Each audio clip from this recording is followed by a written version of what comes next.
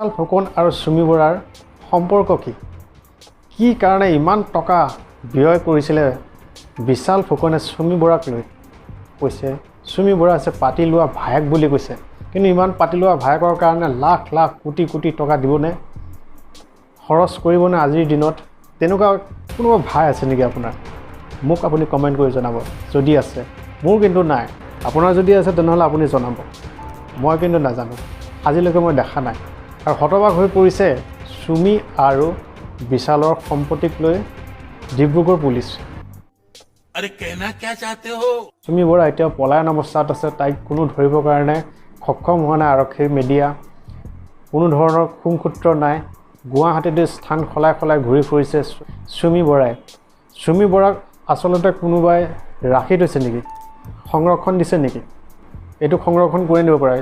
একমাত্ৰ যদি দিয়ে তেনেহ'লে শিল্পী সমাজে দিব টিকুৰ ঘৈণীয়েকে কৈছে এটা ইণ্টাৰভিউত যে তেওঁ কোনো ধৰণৰ এইবিলাকত জড়িত নাই কোনো ধৰণৰ তেওঁ এইবিলাক 2 নম্বৰী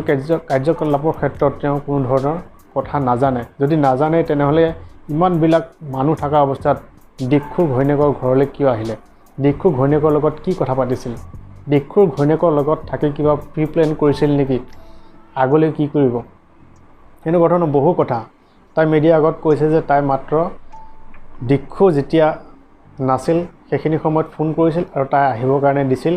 আৰু সিহঁতে কানাকুটা কৰিছে তাই মাত্ৰ ফোন টিভিটো অন কৰি মুভি এখন চাই বহি আছে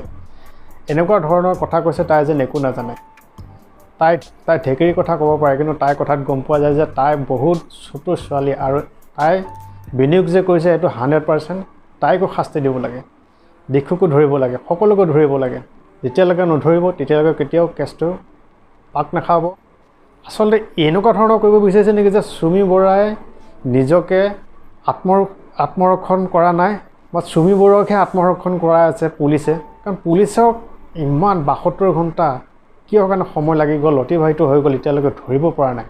একো ধৰণৰ ক্লু পোৱা নাই এটা সৰু এটা ক্লু পোৱা নাই আপোনাৰ মতে কি কাৰণে এতিয়ালৈকে ধৰিব পৰা নাই সুমি বৰা আৰু তাৰ্কিক বৰাক কমেণ্ট কৰি পেলাই জনাব পুলিচৰ গাফলতি নে শিল্পী সমাজৰ আৰক্ষণ নিশ্চয় কমেণ্টত জনাব আৰু মোৰ চেনেলটোলৈ যদি নতুনকৈ আহিছে ছাবস্ক্ৰাইব কৰি ল'ব এনেকুৱা ধৰণৰ ভাল ভিডিঅ' পাই থাকিবলৈ কাৰণে জয় অসম